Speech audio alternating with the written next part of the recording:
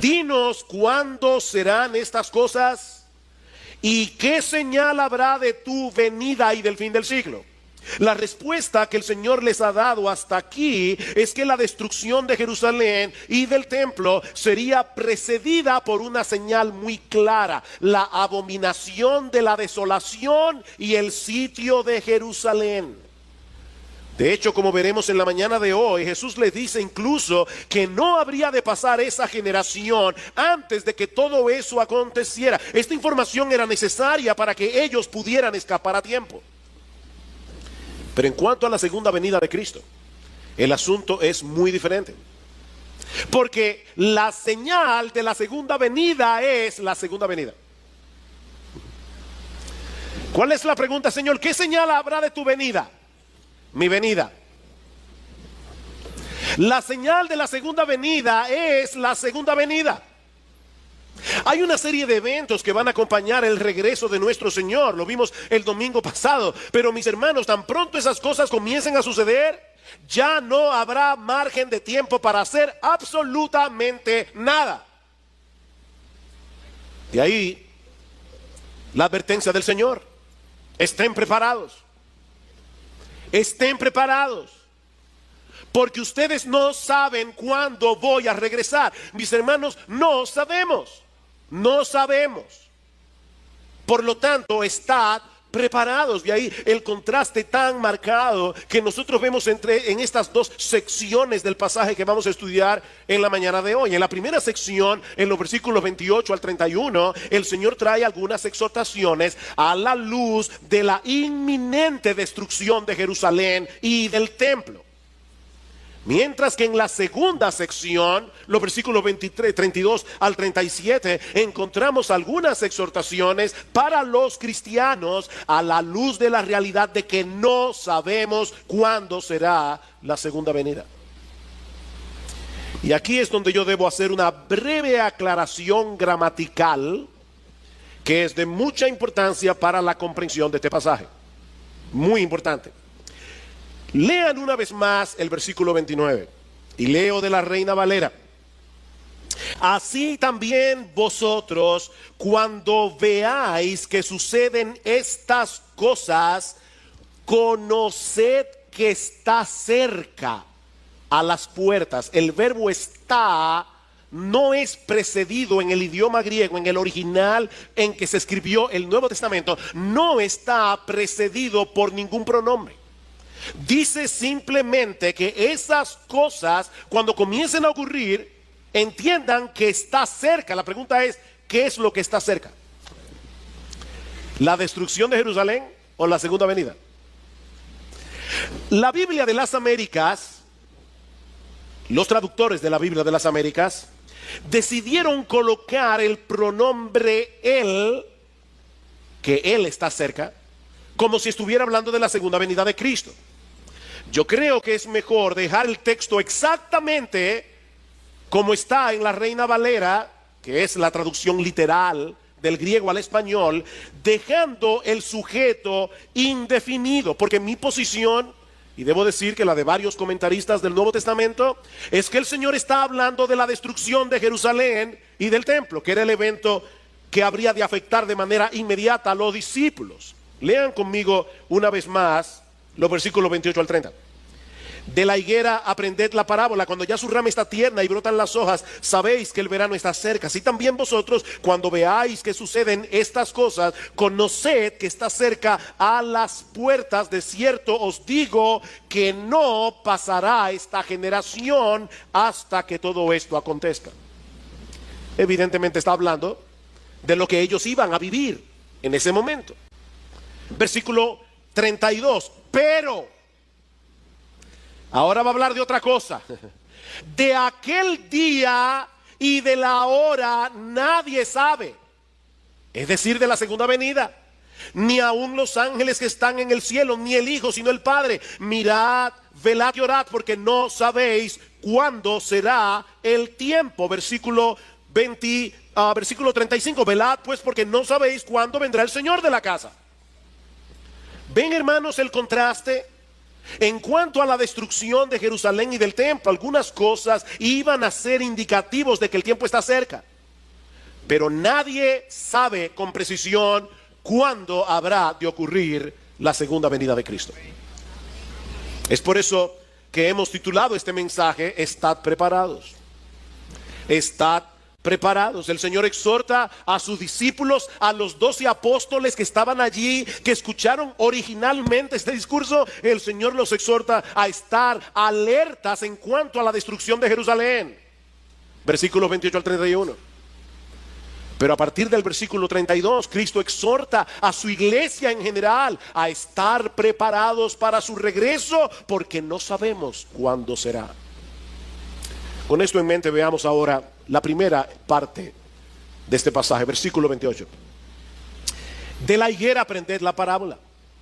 Cuando ya su rama está tierna y brotan las hojas, sabed que el verano está cerca. Tan pronto comienzan a brotar las ramas y las hojas de la higuera, es un indicativo de que el verano está cerca. Y de paso, mis hermanos, no hay que buscarle las 5 patas al gato. Algunas personas dicen, la higuera es Israel, y por lo tanto allí está hablando de cuando Israel vuelva a constituirse como nación. Y eso sucedió en el año 1948 con una resolución de la ONU. Entonces iban a pasar 40 años para la venida del Señor. Así que algunas personas geniales, guruses de la profecía, dijeron: Cristo viene en el año 1988. Estamos en el 2017 y no ha vuelto.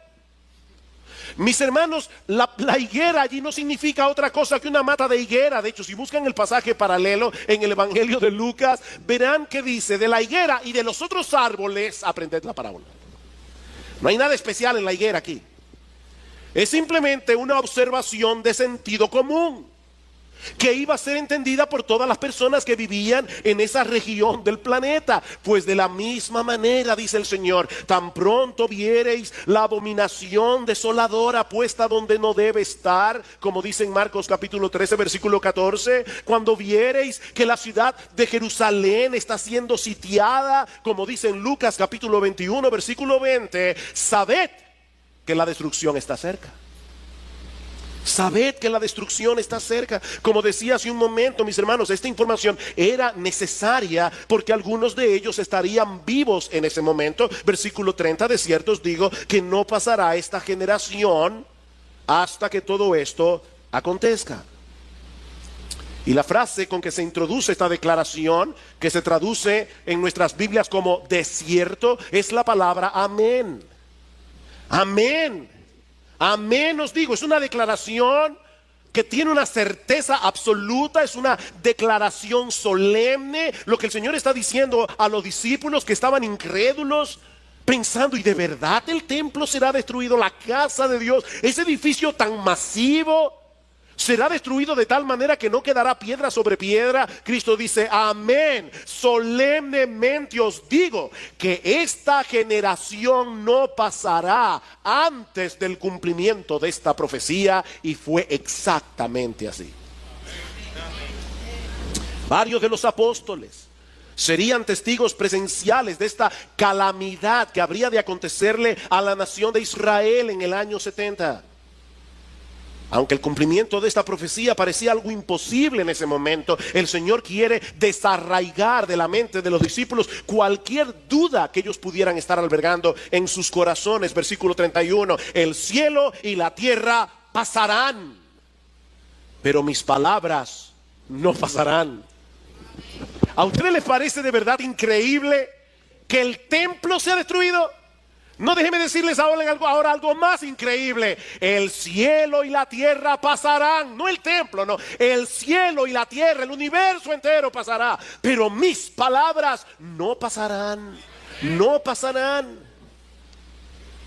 Ya Cristo había dicho en el versículo 24: el sol se oscurecerá, la luna no dará su resplandor, las estrellas caerán del cielo, las potencias que están en los cielos serán conmovidas, el cielo y la tierra pasarán, mis hermanos, para dar paso a los nuevos cielos y la nueva tierra. Dice en segunda de Pedro capítulo 3 versículo 10 que el día del Señor, y por el contexto sabemos que el día del Señor es el día de la segunda venida de Cristo. El día del Señor vendrá como ladrón en la noche, en el cual los cielos pasarán con grande estruendo, los elementos ardiendo serán deshechos, y la tierra y las obras que en ellas hay serán quemadas. Es por eso que la segunda venida y el fin del mundo coinciden. Mis hermanos, ¿qué está describiendo Cristo aquí? La segunda venida. ¿Qué va a pasar después de la segunda venida? ¿Un reino de 1000 años? No. Lo que va a suceder después de la segunda venida de Cristo es cielos nuevos y tierra nueva. Pero nosotros, dice Pedro, esperamos según sus promesas cielos nuevos y tierra nueva, en los cuales mora la justicia. ¿Nos parece difícil imaginar algo así? El cielo y la tierra parecen tan estables. El cielo y la tierra parecen tan inamovibles, y sin embargo pasarán. Pero, y este es el énfasis de las palabras de Jesús en este versículo, mis palabras no pasarán. Las palabras de Cristo tienen un cimiento inamovible, porque son las palabras del Dios encarnado. Y tal parece que hay una conexión intencional aquí entre lo que dice el Señor en Marcos 13 con lo que dice el profeta Isaías en Isaías capítulo 40 versículo 8. Dice: sécase la hierba, marchítase la flor, mas la palabra del Dios nuestro permanece para siempre. La palabra de Cristo es la palabra de Dios, porque Cristo es Dios. Y esa palabra es segura, porque Dios es eterno, porque Dios es veraz, porque Dios es fiel, porque Dios es inmutable, porque Dios tiene todo el poder para hacer lo que Él quiere hacer. Así que cuando Dios dice esto va a suceder, mira, tú puedes estar completamente seguro, eso va a suceder. Así que no solo Jerusalén y el templo serían destruidos, tal como Jesús lo había predicho. No, todo el universo experimentará un cataclismo cuando nuestro Señor y Salvador regrese en gloria. Y mi amigo, déjame decirte algo, ya lo primero se cumplió.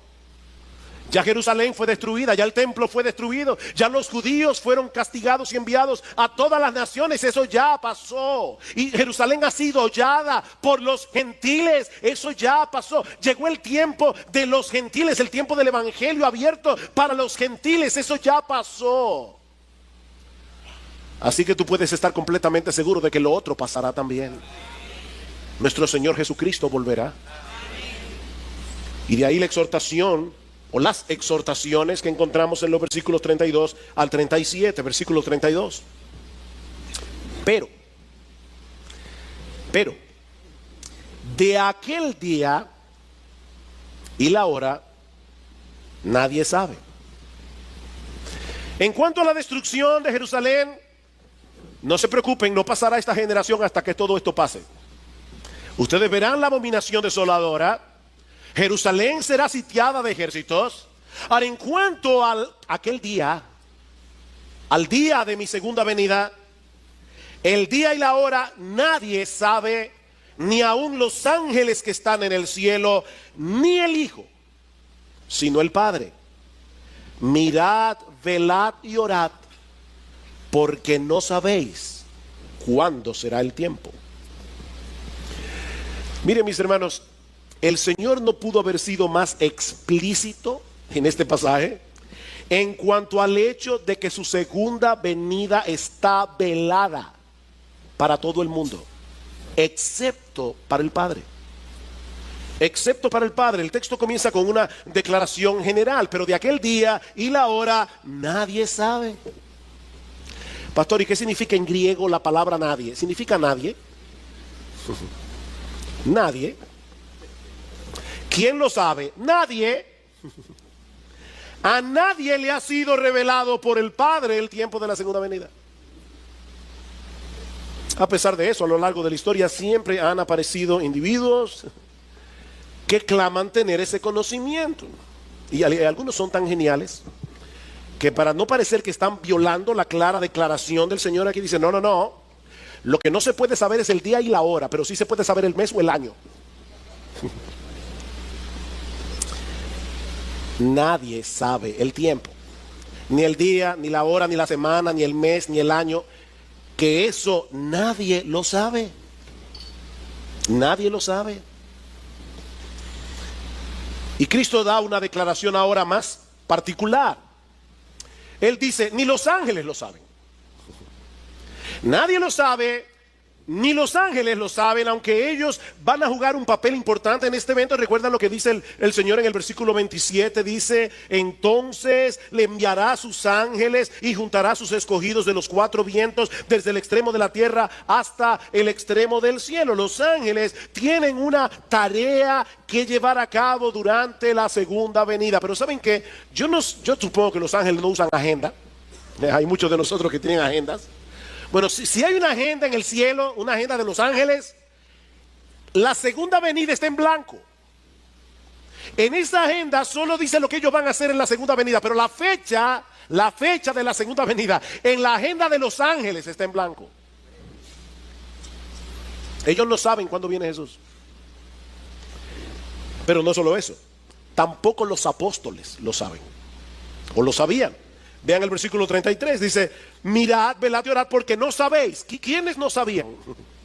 Los apóstoles que estaban escuchando a Jesús. No sabéis cuándo será el tiempo. Versículo 35, velad pues porque no sabéis cuándo vendrá el Señor de la casa.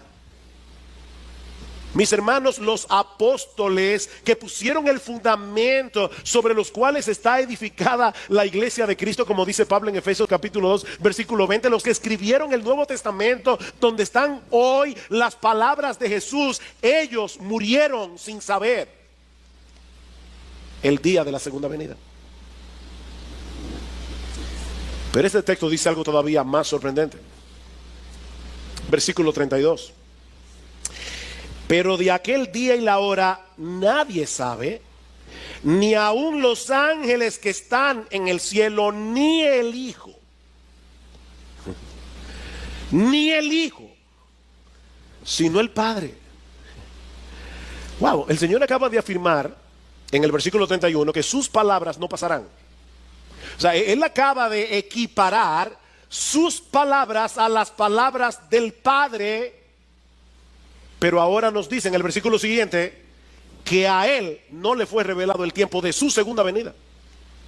¿Cómo podemos explicar esto? Mis hermanos, esta declaración no debiera ser tropiezo para nadie que acepte la doctrina bíblica de la encarnación, de la segunda persona de la Trinidad. Mis hermanos, cuando Dios el Hijo aceptó la voluntad del Padre de venir a salvarnos, Él tuvo que asumir una naturaleza humana semejante en todo a la nuestra, pero sin pecado. Cristo era 100% Dios y 100% hombre. Él poseía en su persona todas las características que hacen que Dios sea Dios y todas las limitaciones que son propias del ser humano. Una sola persona, dos naturalezas. Sin mezcla, sin confusión. Cristo era Dios y era hombre. Eso es un misterio, mis hermanos. Pero eso es lo que se revela claramente en las escrituras del Nuevo Testamento. Cristo no se hizo menos Dios al hacerse hombre, pero tampoco era una especie de Superman por el hecho de que era Dios. No, mis hermanos.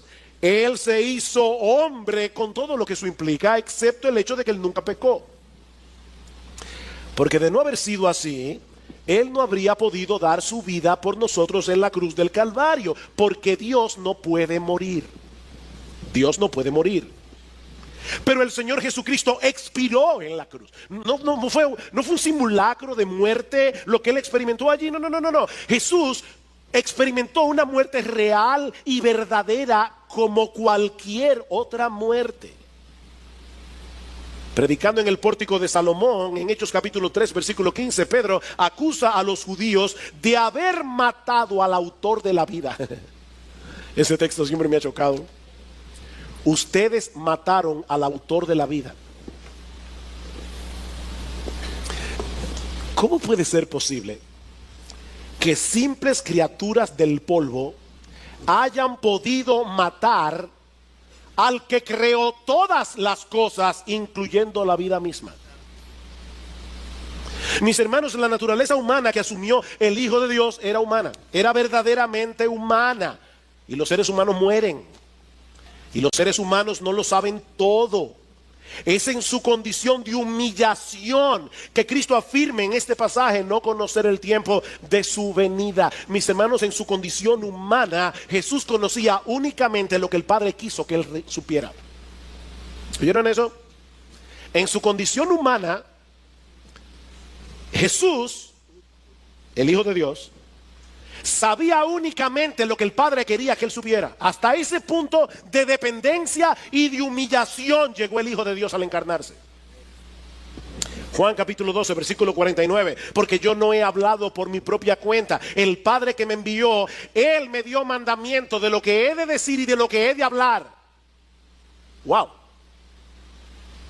El Padre me dijo, mira, mi hijo, esto es lo que tú vas a decir cuando estés en la tierra. Hasta ese punto de dependencia, de obediencia, de humillación, llegó el Hijo de Dios para salvarte a ti y a mí.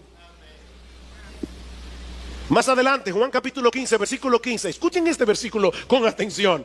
Dice el Señor a sus discípulos: ya no os llamaré siervos, porque el siervo no sabe lo que hace su Señor, pero os he llamado amigos, porque todas las cosas que oí de mi Padre os las he dado a conocer.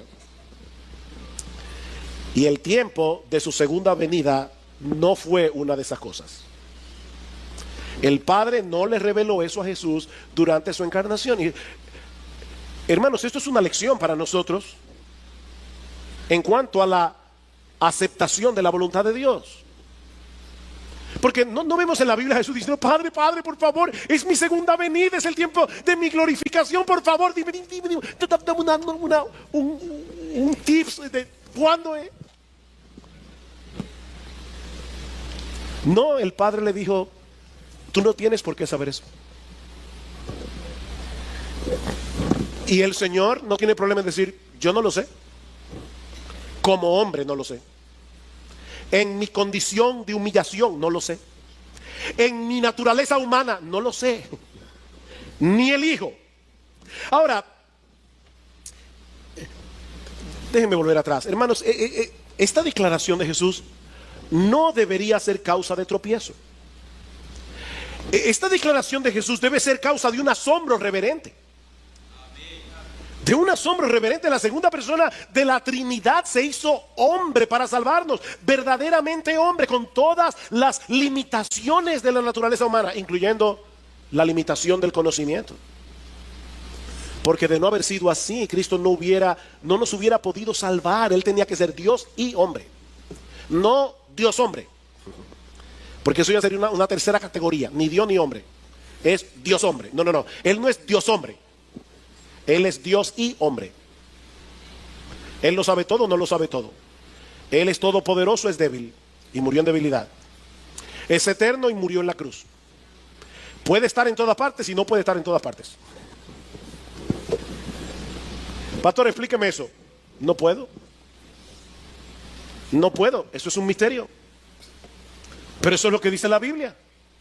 Ahora, de paso, hermanos, esta es una prueba contundente a favor de la integridad de las Escrituras. Piensen en esto. Cuando se escribieron los evangelios, la iglesia estaba por todo el imperio romano predicando que Jesucristo, siendo Dios, se hizo hombre para salvarnos. Si los apóstoles no hubieran sido inspirados por el Espíritu Santo y ellos hubieran inventado lo que escribieron en los evangelios, miren, probablemente ellos no hubieran puesto ese versículo ahí. Porque ellos sabían que eso podía atentar contra la deidad de Cristo, como de hecho hacen los testigos de Jehová en el día de hoy, que son unos herejes, porque no creen que Cristo es Dios. Eso es una herejía. Pero ellos fueron inspirados por el Espíritu Santo y por lo tanto ellos escribieron con exactitud lo que Jesús dijo.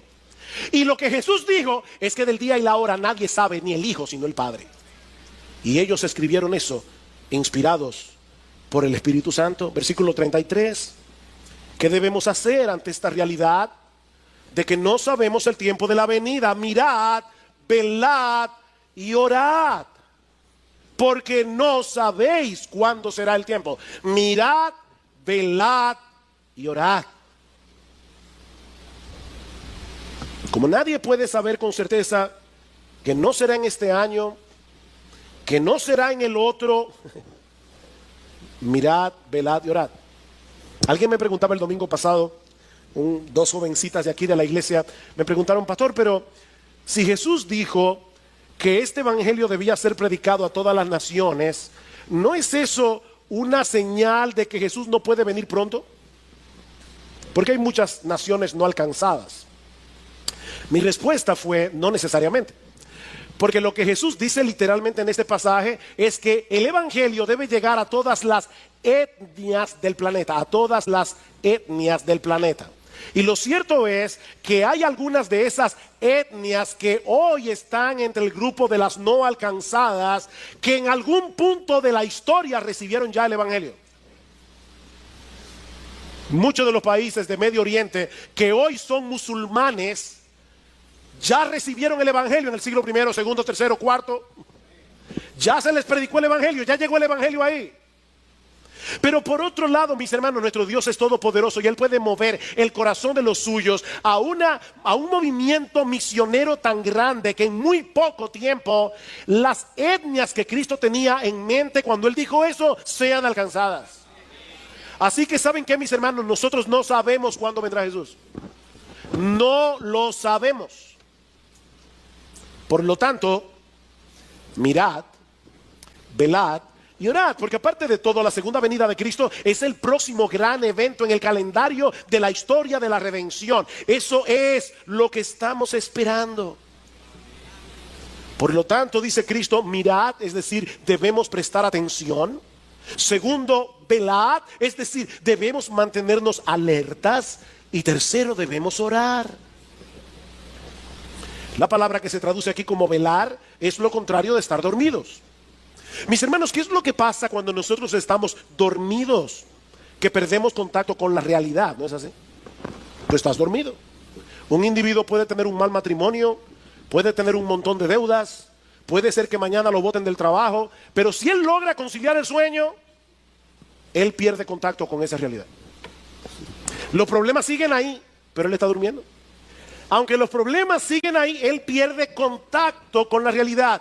Mis amados hermanos, miembros de Iglesia Bíblica del Señor Jesucristo, eso es precisamente lo que ocurre con aquellos que están dormidos espiritualmente. Están rodeados de peligros, peligros que amenazan su vida espiritual, peligros que amenazan su utilidad en el reino, pero ellos están ajenos a esa realidad. Ellos están durmiendo. De ahí la exhortación de Jesús: presten atención, despiértense de ese sopor espiritual. Y es importante, hermanos, notar que estas tres palabras, mirad, velad y orad, están en presente imperativo. ¿Y eso qué significa? Primero, que es una orden, y en segundo lugar, que implican un esfuerzo consciente y constante de nuestra parte. Esto no se hace por inercia. Esto es algo, mi amado hermano, mi amada hermana, que tú y yo tenemos que hacer de manera intencional. Debemos hacer esto de manera intencional. Es por eso que la oración está incluida aquí, porque es imposible evitar las distracciones del mundo si no es en dependencia del Espíritu de Dios. Oren. Oren, mis hermanos. Nosotros debemos vivir a la espera del regreso de nuestro Señor. Nosotros debemos colocar ese evento en letras rojas en todas las páginas de nuestra agenda. Tú tienes una agenda, ponlo ahí en el tope, en letra roja: Cristo viene, Cristo viene, Cristo viene. Todos los días de tu agenda, Cristo viene. Y yo estoy aquí para esperar a mi Señor. Versículo 34. Es como el hombre que, yéndose lejos, dejó su casa y dio autoridad a sus siervos y a cada uno su obra, y al portero mandó que velase. Velad pues, porque no sabéis cuándo vendrá el Señor de la casa, si al anochecer o a la medianoche o al canto del gallo o a la mañana, para que cuando venga de repente no os halle durmiendo. Y lo que a vosotros digo, a todos lo digo, velad, velad. ¿Se dan cuenta cómo se resaltan aquí las mismas cosas? Otra vez, no sabemos cuándo viene Jesús y su venida será repentina. ¿Vieron eso? Para que cuando venga de repente, no os halle durmiendo. Cada uno debe mantenerse espiritualmente despierto para poder hacer lo que Cristo le encargó que hiciera de acuerdo a sus dones, de acuerdo a sus oportunidades. Mi hermano, tú fuiste salvado por Cristo para hacer algo. Él te dio dones.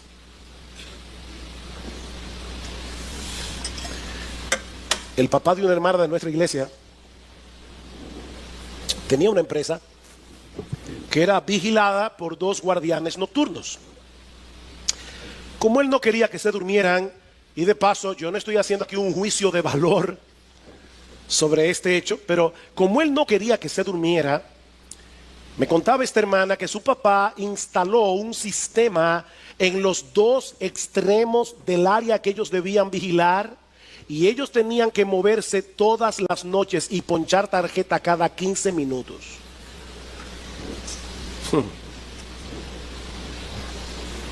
Cada 15 minutos, ¡pah! Y volver otra vez, la noche entera. La noche entera. ¿Saben qué, mis hermanos? Nuestro Dios en su gracia ha instalado un sistema para que tú y yo nos mantengamos despiertos. Espiritualmente despiertos.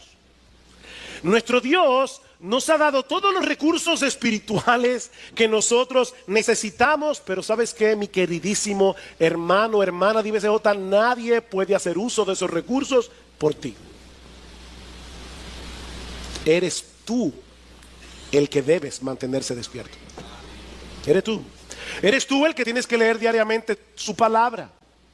Porque la palabra es lo que nos da una dosis de realidad. La palabra de Dios. Nosotros tendemos como a ser pajaritos en el aire, pero la palabra de Dios nos aterriza. Sed sobrios y velad, porque vuestro adversario el diablo, como león rugiente, anda alrededor buscando a quien devorar. Sed sobrios, tengan buen juicio, porque estamos en una batalla y el enemigo que tenemos en contra es un enemigo formidable. Sed sobrios.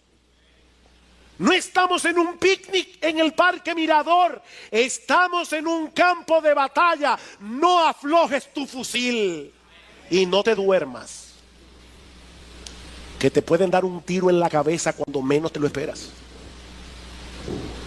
Sed sobrios y orad, porque es a través de la oración que nosotros obtenemos la ayuda necesaria para enfrentar al enemigo. Mi hermano, ¿tú quieres permanecer despierto? Mantente cerca de la palabra, mantente cerca de la oración, porque no hay otra manera. Pero tampoco te alejes de la iglesia. Tampoco te alejes de la iglesia. Hay muchos que creen que pueden vivir sus vidas cristianas independientes de los demás. Pero mis hermanos amados, Dios no diseñó la vida cristiana para que funcione en aislamiento. Dice el autor de la carta a los Hebreos, y está advirtiendo precisamente en contra de la apostasía, dice: mantengan firme y sin fluctuar la profesión de nuestra esperanza, porque fiel es el que prometió. ¿Saben lo que dice inmediatamente después? Y consideremos unos a otros para estimularnos al amor y a las buenas obras, no dejando de congregarnos como algunos tienen por costumbre, sino exhortándonos, y tanto más cuando veis que aquel día se acerca. Ante la realidad de que nos acercamos cada vez más al encuentro de nuestro Señor, no dejemos de congregarnos, para que podamos estimularnos unos a otros al amor y a las buenas obras. Necesitamos el cuerpo de Cristo para mantenernos alertas, para mantenernos despiertos. Necesitamos exponernos a la predicación de la palabra. Necesitamos exponernos a las ordenanzas del Señor, como lo haremos esta noche, celebrando la Santa Cena. Oh, mis hermanos, despojémonos de todo peso y del pecado que nos asedia. para que podamos seguir corriendo con paciencia la carrera que tenemos por delante, porque muy pronto veremos a nuestro Señor. Despierta, mi hermano, si estás durmiendo. Despierta. Mantente alerta si estás despierto, pero no dejes de velar. Coloca delante de tus ojos ese día señalado en la agenda de Dios, para que nada te distraiga. Cristo viene. Oh, Cristo viene. Y levantarse cada mañana diciendo: ojalá fuera hoy. Ojalá fuera hoy. Hay veces que por razones ministeriales uno tiene que salir de viaje sin la esposa. Y cuando ya se acerca el día del vuelo de regreso a casa, uno está a veces tan emocionado por volver a casa y ver a la familia que uno no puede dormir. ¿No les ha pasado eso? Uno no puede dormir. Nuestro bendito Señor vuelve y nosotros estaremos para siempre con Él. Dice en Hebreos capítulo 9 versículo 28 que Cristo, habiendo sido ofrecido una vez para llevar los pecados de muchos, aparecerá por segunda vez sin relación con el pecado, para salvación de los que ansiosamente le esperan, dice el texto literalmente. Los que ansiosamente le esperan. Ese tipo de espera es lo opuesto al olvido. Ese tipo de espera es lo opuesto a la apatía. Es lo opuesto al descuido. Es lo opuesto a la distracción.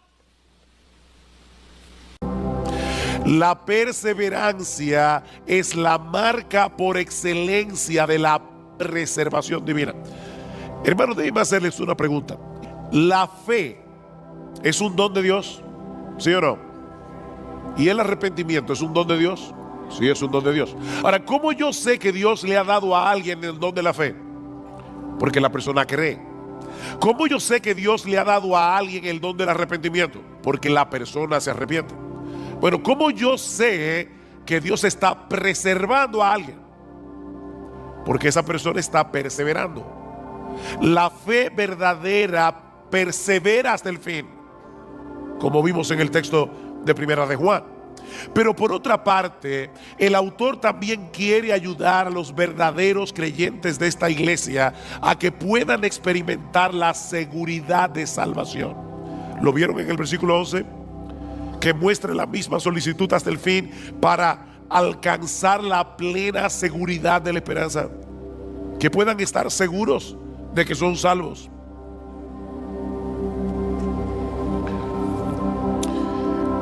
Mis hermanos, se puede ser un verdadero creyente y no tener certeza de que lo eres. La seguridad de salvación no la tienen todos los cristianos. ¿Oyeron eso? O dejen ponerlo de otra manera. La inseguridad de salvación no es una prueba de que no somos cristianos. Hay muchos creyentes que van a llegar inseguros al cielo. Y hay muchos impíos que van a llegar seguros al infierno, creyendo que son creyentes. No todo el que me dice Señor, Señor, entrará en el reino de los cielos, sino el que hace la voluntad de mi Padre que está en los cielos. Así que la seguridad de salvación no es necesaria para ser salvo. Sin embargo, cuando un creyente no puede estar seguro de su salvación, no podrá disfrutar plenamente de la bendición de ser salvo, ni tampoco podrá correr bien la carrera. Noten el versículo 12. Porque yo quiero que ustedes alcancen la plena seguridad de la esperanza, a fin de que no seáis perezosos. El estar seguro te mueve a no ser perezoso. ¿Cómo podremos entonces obtener una plena certeza de nuestra salvación? ¿O cómo vamos a poder seguir avanzando hacia la madurez en nuestras vidas cristianas, de tal manera que podamos ser cada vez más útiles para el reino de Dios? En el versículo 12 nos dice dos cosas al respecto. La primera es que debemos seguir siendo diligentes en el cuidado de nuestras almas. Debemos ser diligentes en el cuidado de nuestras almas. Versículo 12.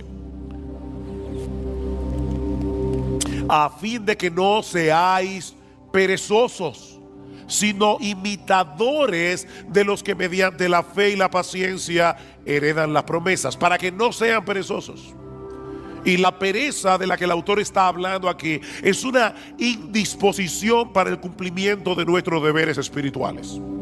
Tú debes leer la Biblia, tú debes orar, tú debes venir a la iglesia, debes venir al culto de oración, debes leer buenos libros cristianos, debes tener una comunión edificante con otros hermanos en la fe. Esos son nuestros deberes espirituales, pero el perezoso, aunque lo sabe, no lo hace. Dice Salomón en Proverbios 26:13 que el perezoso siempre encuentra una excusa para dejar de hacer lo que tiene que hacer. El perezoso dice: hay un león en el camino, hay un león en medio de la plaza. Imagínense ustedes, yo quiero salir a trabajar, pero hay un león fuera de la puerta de mi casa. Así que prefiero quedarme aquí seguro. O dice en Proverbios 15:19 que el camino del perezoso es como un seto de espinos. Él tiene un deber que cumplir, pero magnifica de tal manera los obstáculos que tiene por delante que termina dejando el asunto para otro momento. Y es interesante porque no es que el perezoso no desee estar en una mejor condición espiritual. No, de hecho en Proverbios 13:4 dice que el alma del perezoso desea, pero nada alcanza. Él desea, pero nada alcanza. Le dije que me iban a ver bebiendo agua hoy. No sufran, que yo estoy más interesado en decir este mensaje. Mañana descansaré la garganta. El perezoso no ha perdido la capacidad de desear una mejor condición espiritual de la que tiene. Él quiere, pero no lo puede alcanzar por causa de su pereza. Mis hermanos, si no somos diligentes en el uso de los medios que Dios ha provisto para que alcancemos una mejor condición, nuestros deseos nunca serán cumplidos. ¿Qué debemos hacer entonces? Despojarnos de nuestra pereza espiritual y en dependencia del Espíritu Santo disponernos a hacer lo que debemos hacer en el momento en que debemos hacerlo, aunque no tengamos ningún deseo de hacerlo. Pastor, ¿y eso no es hipocresía? No, eso es diligencia. Eso es diligencia. Yo no tengo deseos de leer la Biblia hoy en la mañana. Pídele a Dios que te dé deseo, ábrela y léela. Yo como que no tengo deseos de ir a la iglesia hoy. Levántate, cámbiate y sin ningún deseo, ven a la iglesia. Ser diligente es hacer lo que tú tienes que hacer en el momento en que tienes que hacerlo, aunque no tengas ningún deseo de hacerlo. El crecimiento espiritual requiere un esfuerzo diligente de nuestra parte. Pero pastor, yo creía que la salvación era por gracia.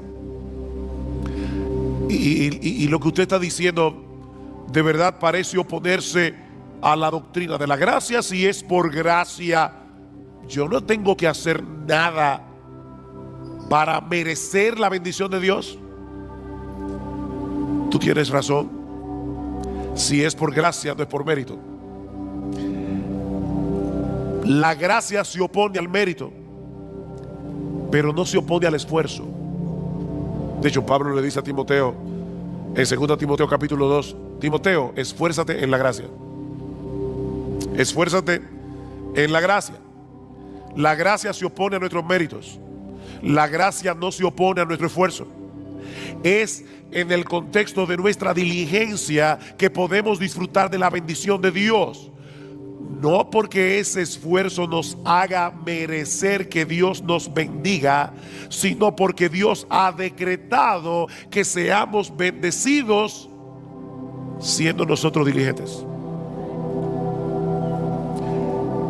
usando los medios de gracia, la lectura regular de la palabra, la vida de oración privada y corporativa, congregarnos con el pueblo de Dios en el día del Señor, participar de la Santa Cena como haremos esta noche, leer buenos libros cristianos.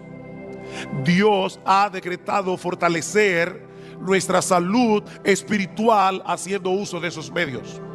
Pero el hecho de esforzarnos por hacer esas cosas no nos hacen merecedores de nada, porque esa diligencia es impulsada en nosotros de pura gracia, en una forma misteriosa que nunca vamos a poder entender. ¿Qué dice Pablo?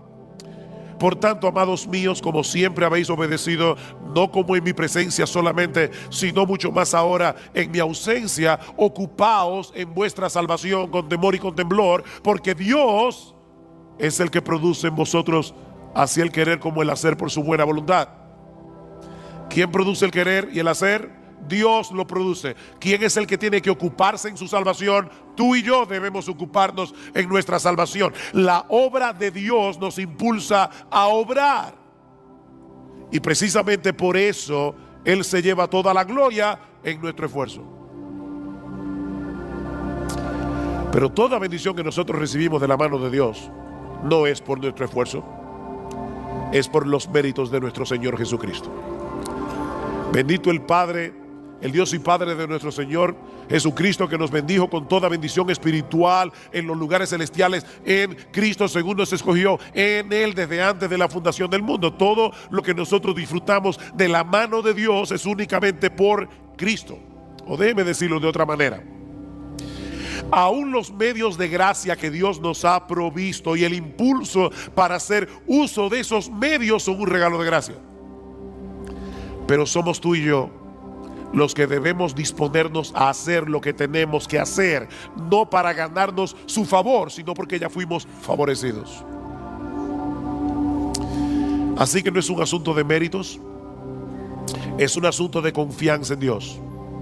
Una confianza que nos mueve a hacer lo que Él dice que debemos hacer para mantener una buena salud espiritual. Déjame hacerte una pregunta. ¿Qué debe hacer un hombre o una mujer para alcanzar una buena calidad de vida? En la Biblia dice que yo no puedo añadir a mi estatura un codo por más que me afane. O sea, yo me voy a morir el día que me voy a morir. Por eso alguien decía: come saludable, ve al gimnasio y muérete a pesar de todo. Eso no es lo que tú vas a ver en los gimnasios, pero es una realidad. Ahora, ¿qué debe hacer una persona para tener una buena calidad de vida?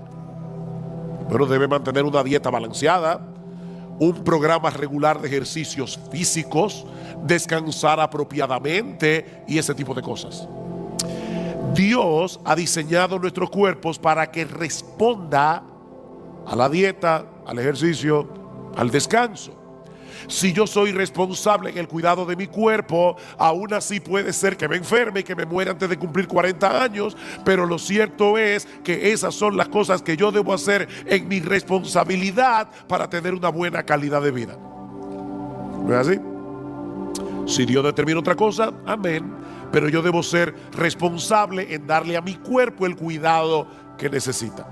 Ahora, cuando yo hago todo eso, como balanceado, hago ejercicio, descanso, ¿lo hago para merecer la salud? No es un asunto de méritos. Es un asunto de responsabilidad y de confianza en que Dios me dice que lo haga. Si yo estoy enfermo y me tomo la medicina que el médico prescribió, no es para merecer ser sanado, sino porque confío en el médico. ¿No es así? mi deseo de ser sanado y mi confianza en la capacidad del médico es lo que me hace hacer lo que él me dice. Bueno, hermanos, lo mismo ocurre con nuestra vida espiritual. Pablo dice a Timoteo: ejercítate para la piedad. O como lo traduce la Biblia de las Américas, disciplínate a ti mismo para la piedad. Eso es algo que nadie puede hacer por ti. No esperes que tú te vas a levantar por la mañana. Wow, qué deseo yo tengo de salir a correr 5 millas. No. A veces los que corren y hacen ejercicio físico no tienen deseo de levantarse, pero ellos lo hacen por responsabilidad. Pero tampoco esperes que todas las mañanas tú te vas a levantar con un impulso para leer tu Biblia. No, a veces tú vas a querer seguir durmiendo, pero debes levantarte como quiera, abrir tu Biblia y leerla. Ejercítate para la piedad. Disciplínate a ti mismo para la piedad. Ahora, nunca olvides que son medios de gracia. Eso quiere decir que aun cuando haces uso de esos medios que Dios ha prescrito para preservar la salud de nuestras almas, debemos hacerlo descansando en Él, no en nuestras propias fuerzas o en nuestra propia capacidad. Señor, voy a leer tu palabra, dame entendimiento. Abre mis ojos para ver las maravillas de tu ley. Alimenta mi alma. Déjame ver a Cristo en las páginas de las Escrituras y aumenta mi admiración por Él. Porque contemplando su gloria es que somos transformados de gloria en gloria. Señor, voy al culto de oración o de adoración. Por favor, ayúdame a adorarte sin distracciones. Por favor, ayúdame, Señor, que yo pueda percibir y experimentar tu presencia junto a mis hermanos en la iglesia. Ayúdame, Señor, para atesorar la palabra predicada de tal manera que obre poderosamente en mi corazón. Ayúdame, Señor. Así que lo primero que el autor de Hebreos nos está diciendo aquí es que si tú quieres perseverar hasta el fin, si tú quieres seguir avanzando hacia la madurez cristiana, debes ser diligente en el cuidado de tu alma, amparado en el poder del Espíritu de Dios, pero tú debes ser diligente en el cuidado de tu alma. Pero hay algo más que debemos hacer, y es aprender a esperar con fe y con paciencia que Dios haga en nuestras vidas lo que Él ha prometido hacer. Vean el versículo 12 otra vez. A fin de que no seáis perezosos, sino imitadores de los que mediante la fe y la paciencia heredan las promesas. El texto no nos dice explícitamente quiénes son esos creyentes a los que debemos imitar, pero obviamente se refiere a todos los hombres y mujeres de fe del Antiguo Testamento que encontramos en el capítulo 11 de la carta a los Hebreos, y de los cuales Abraham es un prototipo. Vean el versículo 13. Pues cuando Dios hizo la promesa a Abraham, no pudiendo jurar por uno mayor, juró por sí mismo. ¿Por quién jura Dios? Por Él mismo, diciendo: ciertamente te bendeciré y ciertamente te multiplicaré. Y así, habiendo esperado con paciencia, obtuvo la promesa. Habiendo esperado ¿cuántos años? 25 años, con paciencia, pero Dios le dio el hijo.